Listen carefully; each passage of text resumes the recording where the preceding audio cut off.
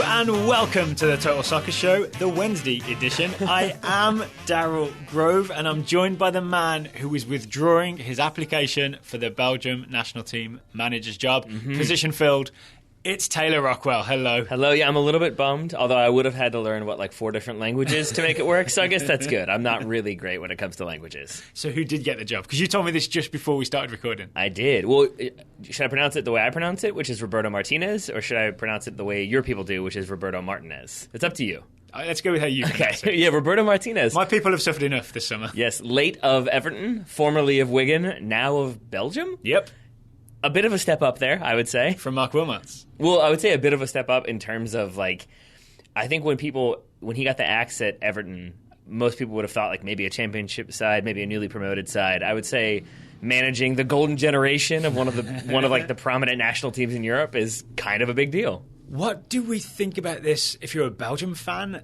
You're guaranteed some pass and move soccer and some not particularly good defending. I think Belgium are going to start conceding a lot more crosses all of a sudden, which is kind of the hallmark of Everton towards the end of last season, right? I guess maybe the Belgian FA was just we're already not great at defending, so let's just continue that trend and see what's up. Yeah, I would venture to guess that he probably had to wow them with his presentation as to why he would be a good manager. And is it all Lukaku goals? If maybe it was that he knows how to handle Lukaku, but maybe it was also that he does have a detailed plan for how to handle the Belgian defense. And how to kind of bring about some change so it's not just 4 center backs. I have to imagine that was part of his plan, or at least his application process. Maybe it was just, I got 4 words for you: Eden, Hazard, left back. What could go wrong? But yeah, I think it will be a very exciting appointment, and it will be very exciting to see how it all plays out. And we do have World Cup qualifying starting in relatively near time. September. I don't know who's in Belgium's group because we really did just get this news before we hit record. Well, maybe we'll circle back around to this on the Thursday Total Soccer Show. I'd like that idea. Before we do that, before we move on, I have a question for you. I think I know the answer, but I'd like to know anyway. Have you ever done one of those things where you apply for an open vacancy or open job? I applied for the Watford job when A.D. Boothroyd got it, and I got a letter back saying, thank you for your interest. Were you living in England or were you living here at the time? Living in England. So I'm curious if I applied for something, if they would send it all the way across the pond, or if it would just be sort of we're not doing that. They may do. Yeah. The bad news is, I think I can reveal this now that I didn't get the job. I lied on my resume. What did you say? I said former England manager. So I was playing for a Sunday League team in the Kidderminster District League. We got promoted 3 successive seasons. We had a really good team. It's one of those things where after you finish sort of high school, you and your friends get together and your team goes and plays in the men's league. I may have claimed that I managed that team when actually I was the occasionally selected right back on that team. First of all, that's beautiful. Second of all, the number one drawback to what you mentioned, because I did the same thing. It was out of high school, we were we're young and fit and we were good in high school, so we'll be really good. The problem is that you have to play 11 aside, and it's always you get those 14 guys together and we're going to do it. And 2 games into the season is when that 14 drops to 7. And then I think... Not in my town. I think we had to field 3 different players' parents to get us up to numbers. That honestly never happened to us. We went strong for years and years. Yeah. Well, thanks to your managerial oversight, I guess. That's what it said on my resume. All right, so we'll circle back around to the future of Belgium. Sure. Football-wise anyway. But first, we've got to start thinking about the Premier League. We do. Premier League season kicks off. I looked for a calendar I know, that wasn't there. You looked at the clock. It used to be over there. It's now behind you. Premier League kicks off Saturday, August 13th. It's coming. It does. We're going to have a big Premier League preview show, I assume with our specific predictions for what's going to happen in the season. But before we get into that, we had a message sent to us on Twitter by Nick Hartman. He had a wonderful idea, which was, why don't you guys try and draft US men's national team players onto Premier League teams and see who needs what and who fits where. So that's what we've decided to do for 8 teams today. Yeah, I think his idea was to do all 20 teams as a way to introduce the team and what they need. Yeah. And we were like, well, we'll do less than half of that. That sounds about right. We're going to do eight big teams in the Premier League. And the idea here is, we know that some of these moves, where we pair a US men's national team player with a Premier League team, we know that some of these probably won't happen or even can't happen because maybe the Premier League team would not necessarily want the particular US national team player that we're pairing them with. This is sort of set in an alternate reality, right? This is like one of those books where Germany won World War II. This is a future where maybe because of the UK exiting the EU through Brexit. Oh, I love this explanation. We have to. I told you this anyway. Yeah, you did. Part of the trade deal that the new UK government forms with the United States. Is that okay? Well, yeah, we'll trade with you on these terms, but one of them is we have to be able to send a US men's national team player to every Premier League team forcibly. I like it. So that's one scenario where this could happen. Perfect. Another is a podcast where people are just trying to have some fun. Also that. Tyler, so you go first. Which team do you have first, and which national team player are you drafting there forcibly? Well, I have Roberto Martinez's old club Everton. Oh, okay. Starting with Everton. Martinez is gone. John Stones may also be gone. The center back may be leaving. Everton have been trying to get Ashley Williams. Seems like that deal has either fallen through or at least not yet been agreed upon. Okay. Yeah. I thought it was happening. So it seems like maybe they're in the hunt for a center back. Wait, who's their new coach? Ronald Koeman. Ronald Koeman, right. Formerly of Southampton. And so I'm going to say you could go a youngster and go on loan from Chelsea, Matt Miazga. Maybe you sell John Stones to Chelsea as part of that deal. You get Matt Miazga in exchange. All right. Or I think what would actually be a good move is Jeff Cameron, because we know that he's maybe kind of leaning towards being on the outs at Stoke. He has that Premier League experience. He's a veteran Premier League player, a veteran Premier League defender, a U.S. national team veteran. So it proven Premier League. So I think it makes sense. All right, so Jeff Cameron to Everton. Or maybe Matt Miazga, depending. Or maybe both. You could do both at the same time. It could work. So you've done Everton. I'm going to do Liverpool then. The Liverpool player, the guy that I think Liverpool need is what I'm trying to say. Yeah. Michael Bradley. So there have been rumours recently about bids for Michael Bradley, right? That Toronto are turning down. What was the quote? That he's not for sale. But he's got it for sale. But if the right offer came in. Sort of like how your house is not for sale, but if someone bids like 5 times the asking price, you're probably going to pack your suitcase real fast. Yeah, that makes sense. And I think Michael Bradley might as well. The reason I would love to see this is every time you see Michael Bradley for the US, he is sort of the best at pressing, the best at sort of charging all over the place as well, the best at covering the most ground. I would love to see Bradley in a team where everybody else is doing the same thing. Right? Yeah. So playing that Jurgen Klopp gegenpress style, where you get at teams fast and you put high pressure on. To see Michael Bradley at the heart of that, right? And he can be a replacement for James Milner, for Jordan Henderson, maybe for Lucas, for any of those sort of central midfielders, for Emre Can. I want to say he's more or less as good as any of those guys. Well, you're going to hear about that. And to see him in that system, I think would be absolutely magnificent. So Michael Bradley to Liverpool. I think it makes a lot of sense, especially because we know Jurgen Klopp prioritizes intelligent players who will be able to execute his game plan, execute his orders, and not overcommit.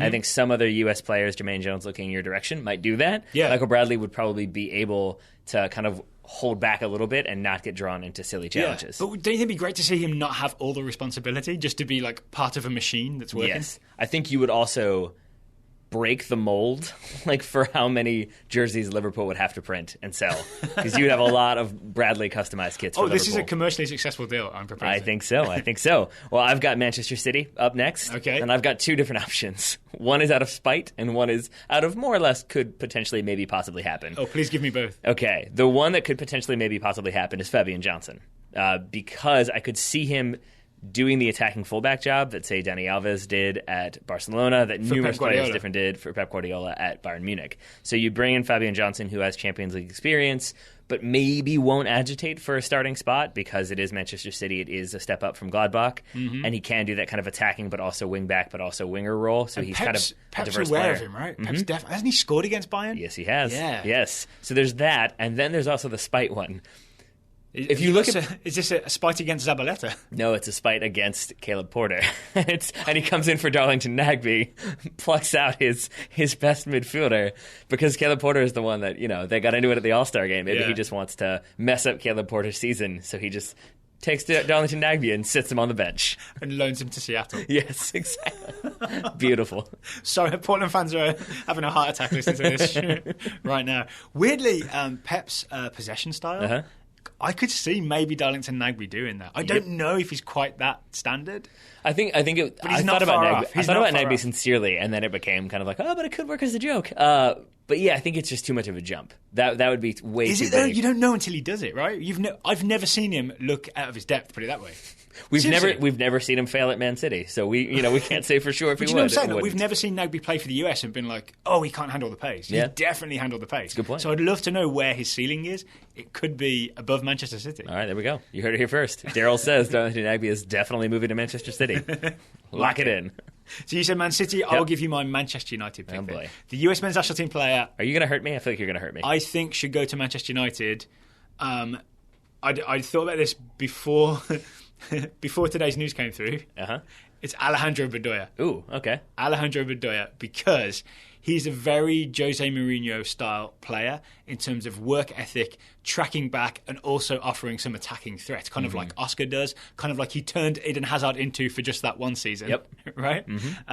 He's also, I feel like Manchester United, the best Manchester United teams, always had that super dependable, super talented, but not ego-driven squad player. So Alejandro Bedoya would be sort of like the new Park Ji-sung, the new John O'Shea, the new Phil Neville, the guy who doesn't expect to start but can do a job wherever he is placed because he's so versatile, right? He can play left mid, right mid, central midfield, attacking midfield, not so much defensive midfield, but all the other ones. So that's why he's a perfect Mourinho signing and he's a perfect Manchester United squad player signing. I think somewhere in the north of England, John O'Shea's Google alert just went off because I'm sure he has a Google alert set for John O'Shea plus, would you say, phenomenally talented or extremely talented? I feel like maybe he doesn't get called that very often. So I bet he'll be very happy to be tied in with that, with the company that you mentioned and maybe with Alejandro Bedoya. And obviously the news today is Alejandro Bedoya has moved from Nantes in France, which is where I thought he was going from to Manchester United. Yeah. And instead he's joined Philadelphia Union in MLS. I think I saw it's like a $1 million transfer fee, and he's going to earn roughly $1 million a year. Not bad. Bedoya likes some good round numbers, I think. Yeah, that makes sense. Are we assuming that move for Bedoya is a pay raise? Yes, I would think so. Probably not a massive pay rise, right? But it's enough probably not, to make it worth his while. But we know he has a young son. Or I think it's a son. It might be a daughter. I forget. But there was the video. An offspring. There was the amazing video that did the rounds at the end of the season last year in Nantes when the entire French crowd did the "I believe that we will win" chant, and he had his kid in his hand while they were doing it. Yeah. But there've been lots of photos of him. He's done a lot of Instagramming this summer, kind of all around the U.S., doing lots of tours of lots of nightclubs, and it seems like maybe. Initially, he was like, no, I want to continue to explore options in the Premier League, the Bundesliga. Maybe he's like, but it is kind of nice to be home and where know where everybody speaks English. And so part of it's like Copa America, he spent more time in the US and was like, oh, I kind of like it here. Yeah, speaking from experience, that happens. I mean, when my wife and I came home to visit everybody, we were like, maybe we don't want to leave. Maybe we just want to stay here instead of returning to another country. Maybe he started watching It's Always Sunny in Philadelphia. That could do it. But I think, sadly, you did. Spoiler, it's not during the winter. This is true. I say sadly, not in relation to you coming up with this idea, but it's a valid point that there is also the situation in France, and it hasn't been a very stable summer for France in a number of different ways. It hasn't been a very stable past year, and maybe there is an element of... You should not say the word terrorism. Well, there's terrorism, there was, hooligan attacks, and it was kind of everything in between. And so I think maybe you could even make the argument that, again, young child, maybe you want to go to somewhere a bit more familiar. Maybe it was Brexit related. He's like, I don't want to live in an EU country if Britain's not part of it. Exactly, yeah. He's big on that Brexit train, I'm sure. All right, what you got next for me, Taylor? I've got Leicester. And since you took Michael Bradley, I still would say I could see Bradley at Leicester. That could work. Because you have Conte gone, they're going to need that kind of defensive midfielder solidarity, but they're going to need that willingness to run as well, to get all over the pitch, to do that work, and to be physical. If it's not Michael Bradley, it's Jermaine Jones. A loan move for Jermaine Jones maybe in January when MLS is out of season. Jermaine Jones will have been playing for 17 years straight, I think, at that point. But maybe you loan him in. You just kind of, when you've got that fixture congestion, you've got the Champions League still going. Yeah. Neither one of those players, Bradley or Jones, would be Champions League cap-tied. So, they're free to come in, have an impact. Jones has some Premier League experience as well. He held it down for Blackburn that one season. One season? Yeah, exactly. And this is maybe, I think my last two are maybe reaches, but because on the surface it seems like there's no way Jermaine Jones would make that move and probably wouldn't, but could fit in there. And then you start to think about it.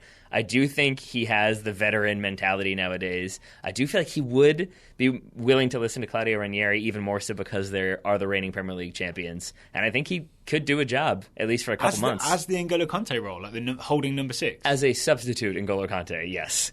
Like, if whoever does that role this season for Leicester maybe needs a couple games off, maybe needs a break in the 60th minute, then you could have Jermaine Jones coming in, being that high-impact player. So Jermaine Jones to Leicester City. I'm not sure how Jermaine Jones... I feel like Jermaine Jones has a strong fashion sense. I feel like he would be ahead of the curve in the city of Leicester. Yeah, I think that's okay. Maybe he'd enrich the city. He'd like move them along the fashion curve a little bit. It's like Michael Scott says, you never want to be the most attractive person in your housing development.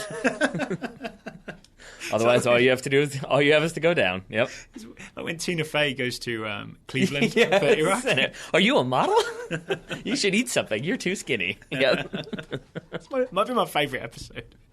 All right, so you did Leicester City. I'll do a blue team. Okay. Chelsea. Mm-hmm. Obviously, Matt Miazga's already there, but he may not start. Mm-hmm. Matt Miazga may not, or almost definitely won't start this season, right? Antonio Conte is the coach. He may end up with a 3-man back line. They have Gary Cahill. They have John Terry. Kurt Zuma's injured at least until the end of the calendar year. Mm-hmm. They have Ivanovic. They need some centre-backs. Mm-hmm. So I'm thinking... And I think, didn't you say earlier that you were going to go with John Brooks? Yeah, I called dibs on him because I know that's probably where you're leaning. So I'm going to make it Matt Besler.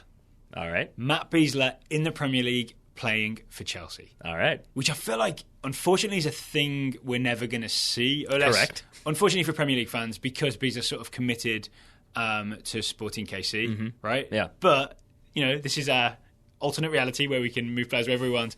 Matt Besler playing for Chelsea, playing left centre-back in a back three for Antonio Conte. There we go. All he needs to do is brush up on his Italian. He's going to be the Chiellini of Chelsea. Yep.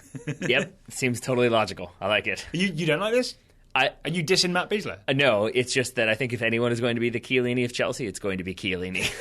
That seems more likely to me. Chiellini or Bonucci. But, no moves have happened yet, so you never know. It could be Besler. Well, yeah, and then as you said, the last team I'm going with is Arsenal. And when we had this idea pitched to us and then we agreed to do it the way we're doing it, the first thing I said was dibs on Arsenal and John Brooks. Because, that's kind of a no-brainer, I think, at this point. John Brooks has proven himself to be a very capable, very confident defender who can make those big plays, who can make those big interceptions, who can function in a variety of different roles as a center back. Arsenal, without Per Mertesacker for a huge chunk, at least for the start of the season. Yeah. He's out with injury. Koscielny has basically been on break because France went so deep in the Euros, so he won't be ready for the start of the season. So basically, if you're an Arsenal fan, you're looking at probably Callum Chambers and Gabriel Paulista are going to be your two starting center backs for the Premier League campaign. I think John Brooks is an upgrade on at least one of those, probably both of those, to be honest. Does this mean that when you look at Arsenal, you think their key weakness is central defence? Yes. It is? Mm-hmm. I would say so. Not necessarily always. If you have a fully fit Mertesacker, who's their new captain, partnering Koscielny, and a fully fit Koscielny, it makes sense. But if you have one of those guys go down or you need a backup, I think John Brooks steps in and does more than a capable job. I'm not sure I like this because I don't want to see John Brooks be a reserve. Mm-hmm. Well, scares me. It's not like Per Mertesacker is getting any younger. So you could see him come in and kind of like deputize capably, and maybe he gets that starting job in January or next summer. Maybe. Who knows? But I just, it's crazy to me how much John Brooks has progressed. That the first three I mentioned, like the Jeff Cameron one, I really do think could be a decent move for Everton. Fabian Johnson isn't going to Man City. Jermaine Jones isn't going to Leicester. I legitimately think John Brooks could go to Arsenal and do an okay job. John Brooks could go to Everton and do an amazing job. That is also true. Right? Mm-hmm. Yep. Yep. So you had Arsenal, the obvious corollary. I think that's the right word. Tottenham Hotspur. Mm-hmm. Yeah. So for Spurs, the player I want to send there is Christian Pulisic. Yep. Right? Mm-hmm. I don't really want to mess with what he's got going on at Dortmund, but I do know if Pulisic played for Spurs, we'd see much more of him. Just because of NBC Sports Network and the fact that every Premier League game is available, right? Mm-hmm. You'd be able to watch Pulisic play, I want to say pretty regularly for Spurs, because under Pochettino, they play a style that is kind of similar. Like they win the ball high. Yeah. They're this like kind of flair team with a lot of attacking players. I could see Pulisic fitting in on the left or the right of that team quite comfortably. Too.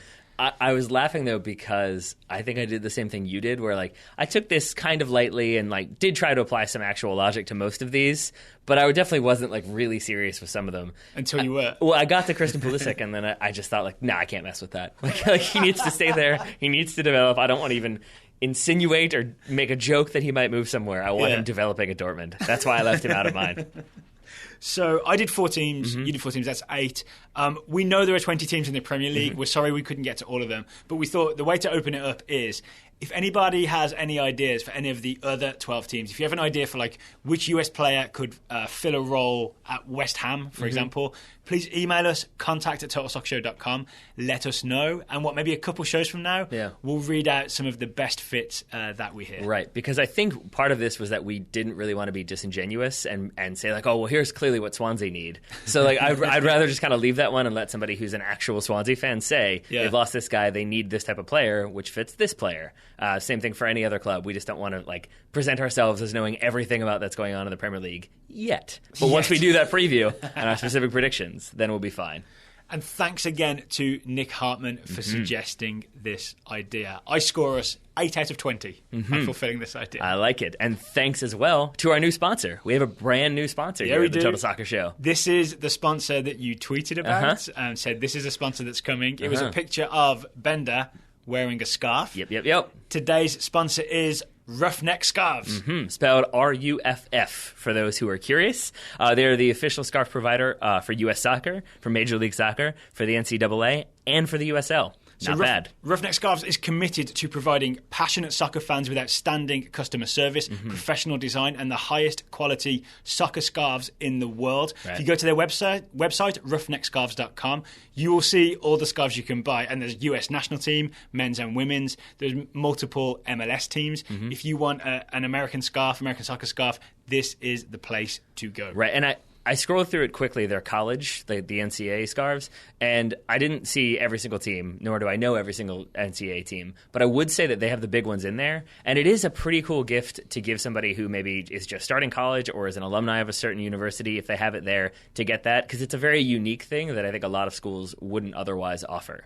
I notice you've said NCAA and you've said NCAA. Yeah, you can jump around. You can do whatever you want. I always wonder which is the correct one to do. I think I would go with NCAA overall. Okay. But, I like to, spell it all out just to let people know what I'm talking about. You never know.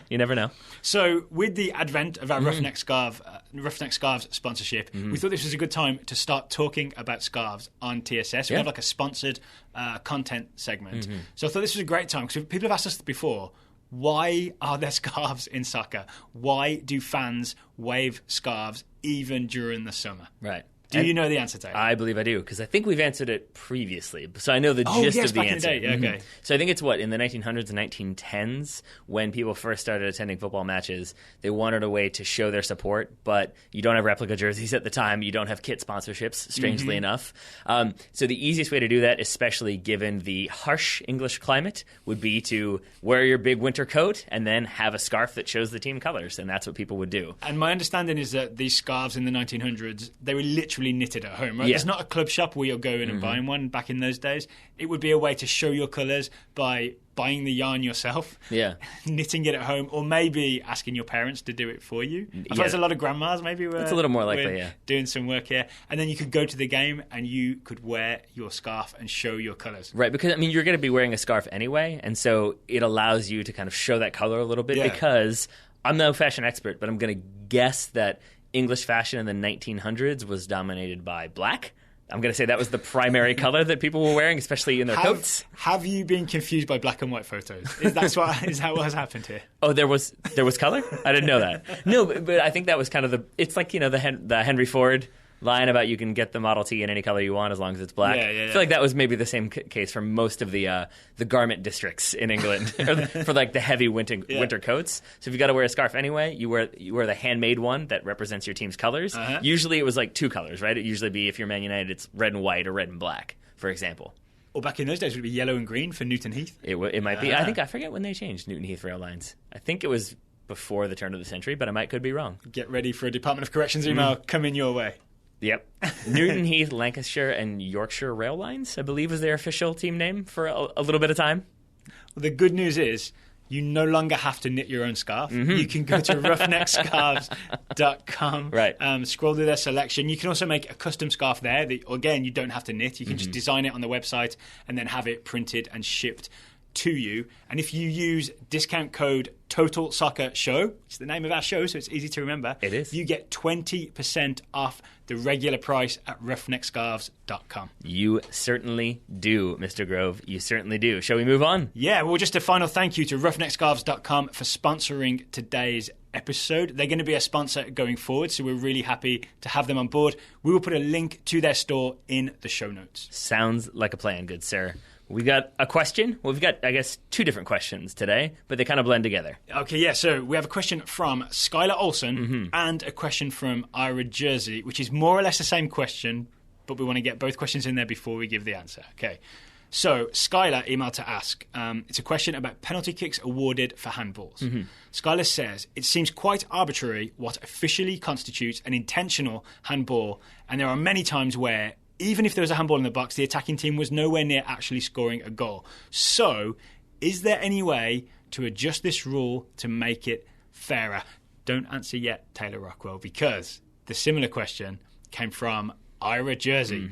Ira Jersey says, regarding handball, could things be clarified with a change to Law 12? Law 12, I think, is the law governing direct free kicks and fouls. Fouls and misconduct, that's what it is. Ira says, this rule is something even USSF certified referees like myself argue about all the time. It's good to know that referees argue amongst themselves. Yes. We may have a referee on the show next week. We'll have to ask him whether or not he argues amongst himself. Is that booked yet? Not the official date, but it will be next week. We'll have the official TSS referee consultant on the show. All right, ixnay on the FRE, Ray, before it's... Yes. Before it's confirmed. All right, so Ira's example is the Yedlin handball against Colombia in the Copa America. We all remember this painfully, right? Handball in the box, penalty kick. Ira says, I know a handball like Yedlin's is often, though not always, called, and I agree it's pretty 50-50. The law states, and Ira says he quotes from FIFA's Laws of the Game, page 37, he even links to it, he quotes, a direct free kick is also awarded to the opposing team if a player handles the ball deliberately, parentheses, except for the goalkeeper within his own penalty area. Okay, so that's kind of clear, right? Against Colombia, Yedlin clearly did not handle the ball deliberately, yet his hand was in an unnatural position and he did get an advantage from the ball hitting his hand. This portion of Law 12 is wide open to interpretation and is confusing for spectators, parents, players, coaches, and even referees. How can it be corrected? So, from Skylar and Ira, they're both asking, is there a way to clarify the handball laws to make it sort of less controversial, less arbitrary?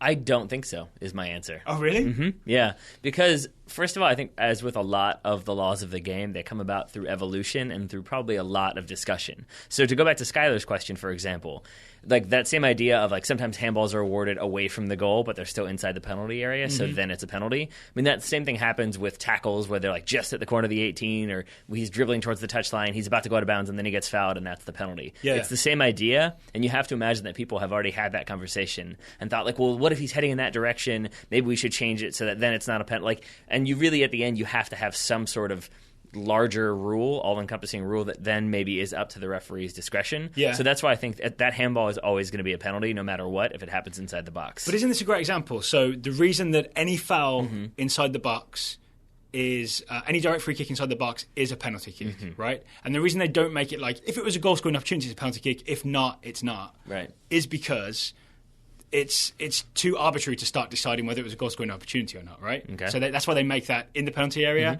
It's a direct a free kick, so therefore it's a penalty kick. Right. But with handball, there are times when it hits someone's hand or arm, and it's not a penalty kick. Right. Right? Yeah. So then it weirdly becomes arbitrary. And and the problem is, to me, there's the instructions for referees, the interpretations of the laws of the game, and the guidelines for referees, and even those don't really clear up exactly what it means. But see, I don't go along with you where you say it's arbitrary. I would say that it's then open to interpretation, which is the point. Isn't that the same thing? No, because arbitrary decides. No, because arbitrary is random in my mind. It's up to like random decision making. Like I guess that was, I guess that wasn't. I think professional arbiters would disagree with how you describe their job. Well, that's talking about arbitration, not arbitrary reasoning. And so I'm looking at the interpretation of the laws of the game and guidelines for referees handling the ball. Which I see you've printed out. Indeed, it's interpretations, right? It's the referee's interpretation. It's the same thing as when people say like, oh, it's a stubbs up challenge. He left the ground. It's an automatic red card. That's not what the rules of the game say. Yeah. That's how it's kind of explained to referees. That's how people explain it to other people so that the rule makes sense. And I think that's why you have that sort of it's not necessarily hard and fast, like, oh, if he is looking one way or his hand is in an unnatural position. That's more about how the referees interpret the action, and so it's open to the referee, who is supposed to be a professionally trained and certified referee, to be able to make that decision on the fly, given their years of experience. But isn't that the problem, that, as Iris says, even certified referees argue about how to interpret that, and then it's like the players don't know exactly what's happening because individual referees interpret things differently. Yeah. But I have a solution. Oh, no. Okay, are you ready? Are you sitting comfortably? It's going to involve cricket, isn't it? No. I tried to describe this to you once, and I used cricket. That's why I'm emotionally scarred from that. I used cricket as an analogy, and I saw your eyes glaze over, so I'm not going to use that this time. I think your mistake in that situation was, I think it was in relation to that Yedlin game, and it was like 2:30 in the morning when we'd already been watching soccer all day. You're like, now's the time to explain the rules of cricket. That was peak Total Soccer Show this summer, 2:30 in the morning. Truth. Okay, so here's my idea. If the ball strikes your hand or arm, and it was not going to hit your body, then it's definitely a handball. Okay? So if your arm is out, as Yedlin's arm was, and the ball strikes it, to me, in my new interpretation of Law 12 and handball, then that is handball, because if your arm wasn't there, the ball would have kept travelling. Right? Imagine if Yedlin's arm wasn't there, that ball would have kept going past him, right? If your arm is sort of, say, like placed across your chest, you know, like the life-saving situation. Yeah. You know what I mean? Your arm's placed across the chest, and the ball's coming Could have towards just you. gone Pledge of Allegiance, but sure. Okay, yeah, Pledge of Allegiance. Okay, Yeah. and it hits your arm. To me, then, in my new interpretation, not handball, because if your arm wasn't there, it would have hit your chest. Right. So if the ball would otherwise have hit a legal part of your body, which is essentially, I believe, everything except your arms. Yeah, not handball. I think like shoulder is fine. Yeah. Yeah, but if it hits your arm and otherwise it would have continued its path, handball. And that's it. It's just cut and dried, that simple. Right. And then what happens when they turn and so it would have maybe hit their rib cage? Because we did see that as well in the Copa America, where it was basically then you and I had this exact same argument. Actually, it wasn't the Yedlin one. It was a different one. I think it was later on in the tournament. I can't remember who it was. But it was basically it hit a guy's arm as he was like jump turning. And then it kind of would have hit his back, maybe, but it would have been maybe just glanced across like the back of his rib cage. So it technically would have hit the back. So then I guess in your ruling, it would have been called a handball. Which did it hit first, the arm or the rib? I think it hit the arm first. But the point is that it would have hit both him and continue on roughly its same trajectory. So then again, you have open for interpretation. So I guess the answer is no. There's not a way to clarify the rules. Do you have any ideas for how this could be made a lot more simple? I mean, the other interpretation could be, if it hits your arm or hand at any time, it's a handball straight up, no questions asked, no excuses. Right.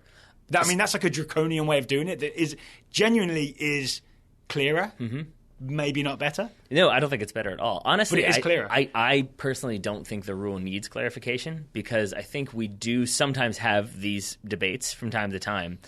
But they are from time to time. Good content. And we've seen many times that you and I were sure something was a handball, or it looked like it was a handball on first viewing, and you go back and watch it, and it's not called, and it's the right decision. For example, again, from that interpretation of the laws of the game, one of them is that you're supposed to take into account the distance between the opponent and the ball, because the idea is that if you just blast a shot at me from 2 yards away, I might not have time to react. Or I could theoretically aim it at your arm. Yeah, exactly. Yeah. And so we see that all the time, right? Where like a forward will wind up and shoot, and it hits a player, and then everybody has their arm in there, and they're screaming for a penalty, and the referee doesn't give it. Technically, if we just made it an absolute rule that it's always going to be a penalty, it makes it weird. It doesn't take into account kind of the normal runs of play.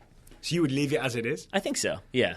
We'll have to talk to our referee consultant, who shall not be named at this point. Maybe, I mean, everyone knows who the official Total Soccer Show referee consultant is. Maybe if people are new listeners and they don't, they will meet him when we book him. I like it. But ixnay on the referee. Sure. Maybe if the interpretation was clearer. Like, for example, in the interpretation I see here, it talks about, like, the thing we just talked about, the movement of the ball towards the hand, for example. If it is that someone has kicked it at your hand from close by, maybe if there was a prescribed distance. You know what I mean? Like, it can't be more than a metre away when the ball is struck. Yeah. Yeah.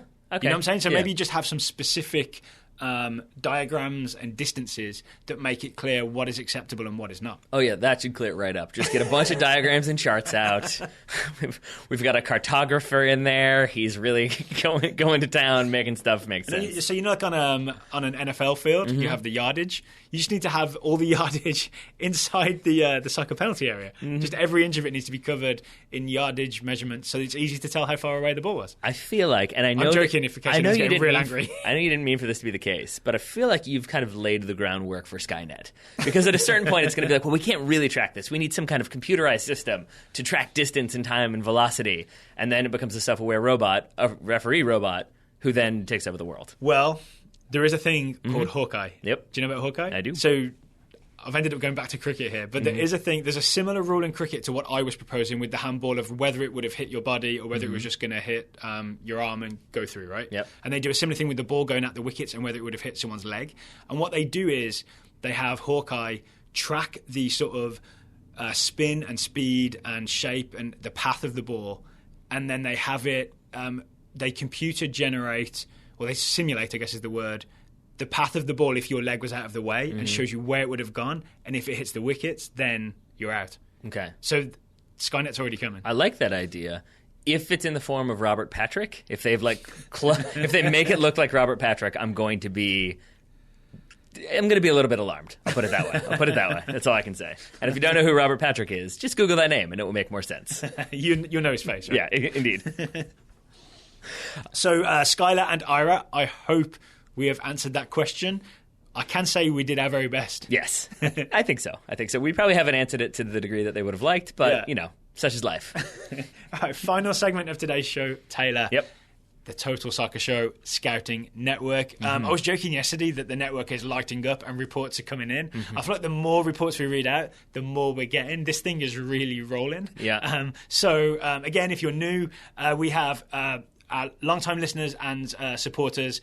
They subscribe to the show. We assign them a young player to scout. We get reports about those young players and how their career is progressing, and then we read them on the show. We have 4.5 today, Taylor. I like it. 4.5. First one comes from Stephen Nora, who's scouting Nicholas Sule. I'm going to say that's how you pronounce that. It's S-U with an umlaut, L-E.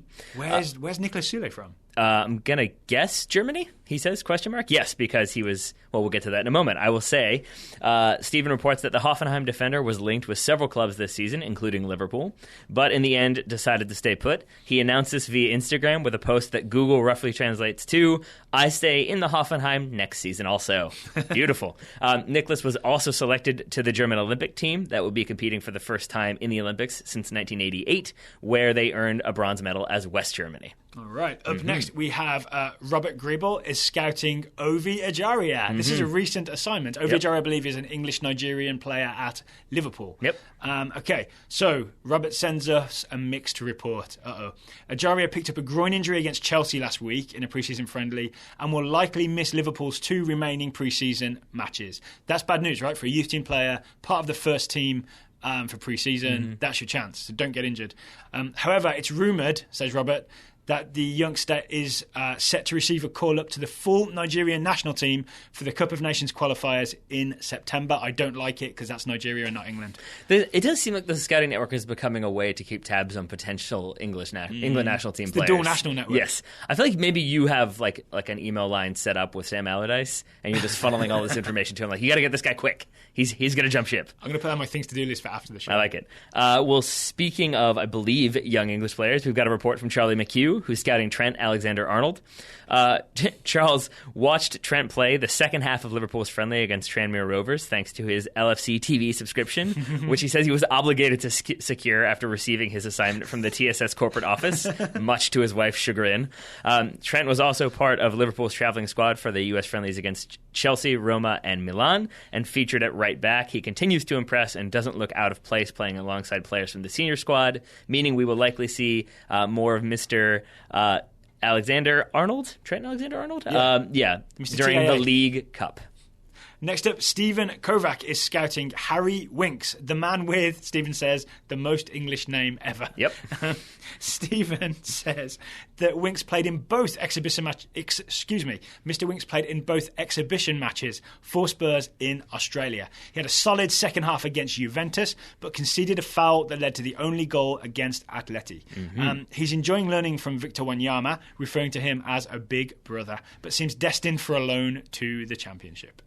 Final report, which is where the half comes from. Before we get to that, Daryl has an O. I was thinking about Spurs. I've been reading so much about, in these preseason games, DeAndre Yedlin has been playing left back for Spurs. Yes. We haven't talked about it on the show. No, we haven't. Is it a possibility that this is a thing that actually happens next season?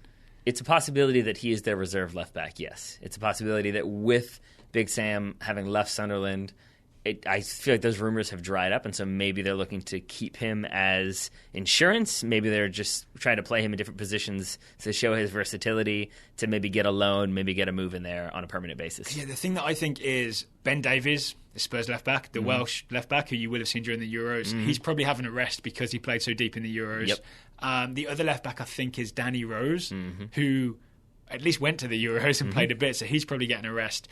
I don't see Yedlin supplanting either of those guys at left back. So even though it looks good in pre-season, and we want the best for him, because apparently he's putting some impressive performances, they're not going to have a right-footed guy with very little Premier League experience, well, half a season Premier League experience, supplant Danny Rose or Ben Davies. No, they won't. So we'll have to keep an eye on whatever happens with young Mr. DeAndre, because I do think is David Moyes officially the Sunderland coach yet? I think so. I hope he likes DeAndre. Yeah. I would say, honestly, I hope he gets a move at this point. Yeah. And that's not because I have any bias against Spurs and whatever. It's just you have a bias against Yedlin not playing. Exactly. I would like to see him get some playing time, and I would like to see him practice not making foolish decisions, as we saw him kind of routinely this summer. He's getting there in the Premier League. It seems worse for the national team than in the Premier League for some reason. It's almost like maybe he's not given the instructions he gets in the Premier League. I'm not getting into that today. All right, then. Well, we'll talk about that in September. Okay. Final reports. We have two of them come from Jay Glenn and Ira Jersey. Ira Jersey again. Both who happen to, it seems like, stumble across Julian Green. Because he played in New York, or he played in Harrison, New Jersey. And also Charlotte. They saw him in different locations. Okay. So Jay Glenn watched the Bayern-Inter match in person and says Green was much better than expected. Quote, "This was admittedly a rather low bar, but he put in a respectable shift in brutal playing conditions. I also thought he and Ribery worked well together." Jay also reports that it seemed like during the game, both Ribery and Xabi Alonso were doing a lot of kind of on-the-fly coaching with Julian Green, instructing him, how this could have worked, how this could have worked better, and it seems like Green was taking it very well. This is encouraging. Because one of the things I've always worried about with Julian Green is that when he refused mostly to play for Hamburg's under-23s, it seems like an I know better type situation. So to see him listening to Ribery and Alonso is encouraging. I would actually take it the other way as well, because that is definitely encouraging. But there's also, I remember when my coach would get mad at me when I was a youth teamer and would sometimes yell, and I'd be really upset about it. My parents would make the point that, when they stop yelling at you, that's when you worry, because it means that they kind of have lost interest. Yeah. And if it was just Frank Ribery, you're doing everything right. Well, yeah. If Frank Ribery played a ball to Julian Green and he mishandled it or did the wrong thing with it, and he was just rolled his eyes and walked away, it means that they're just sort of this guy again. But to see them really taking an interest in working with him, it means that maybe he does have more of a long-term future at Bayern than I would have thought. All right. What did Ira Jersey have to say about Julian Green? He said he watched Munich train at Red Bull Arena, and Green scored in 2 scrimmages and looked good on set pieces. And it's also worth noting that at the time that Ira was writing that email, Arturo Vidal took a free kick and skied it and was jeered by the crowd. That's harsh. A little bit. For a 2-time Copa America winner. Also not a person I would tease, I don't think. I don't think I would talk trash to Arturo Vidal. I feel like he's a player, Ron Artest style, that might come into the stands and have some words with you. Oh, and if you're listening, Chris Pollock, Julian Green is your scout to keep an eye on. Maybe you didn't hear the initial assignment. Maybe you've stopped listening. I don't know. I hope not. Maybe you've just become so upset with the career of Julian Green, and you haven't noticed that it's maybe back on track. But Chris Pollock, if you are still interested in scouting Julian Green, please send us an email, contact@totalsoccershow.com. Let us know, because things are about to get promising, and we want someone with eyes on Green. Yep. Yeah. Eyes on Green. Eyes on Green. If you would like to have eyes on a player for us, the way to do it is to go to totalsoccershow.com/subscribe. Take a subscription to the Total Soccer Show. We will assign you a young player to scout. Sounds like a plan. Thanks once again to roughneckscarves.com for sponsoring this episode. I would be remiss if I didn't remind people that 6 o'clock Eastern tonight, Wednesday night, it's the US versus New Zealand. Time on the clock in the TSS office is 5:05. So you're probably going to be just hearing this as it's going to, if you download it straight away.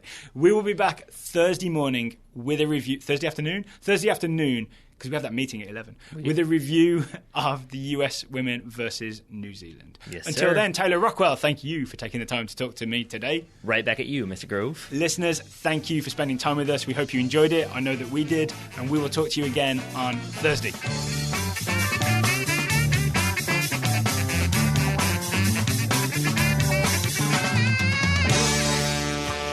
Slash